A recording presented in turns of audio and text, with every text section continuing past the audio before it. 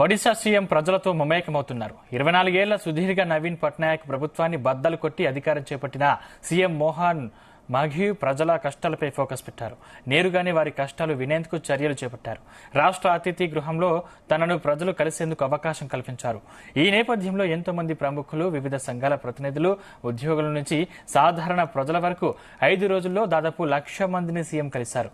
ప్రజా సమస్యలు వినేందుకు ప్రజాప్రతినిధులు 5 నిమిషాలు కేటాయించడం అంటే గగనంగా మారిపోతున్న రోజుల్లో 1,00,000 మందిని ఓపికగా కలుసుకోవడంలో ఒడిశా సీఎం తన మార్కు పాలనని చూపించారు.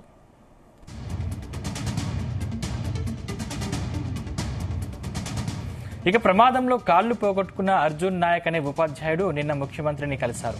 తనను కలిసేందుకు వచ్చిన ఆయనకు సీఎం లేచి నిలబడి ఓ గ్లాసు మంచినీరు తాగించడం చూసి అంతా నివ్వెరపోయారు.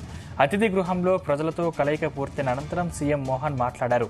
తమ ప్రభుత్వ హయాంలో 5 సంవత్సరాలలో రాష్ట్రం 50 ఏళ్ల అభివృద్ధి సాధిస్తోందని ఆశాభావం వ్యక్తం చేశారు. కొత్తగా ఏర్పడ్డ ప్రభుత్వం నుంచి ఎంతో ఆశిస్తున్న ప్రజల మద్దతు ఇందుకు ఎంతో అవసరమన్నారు.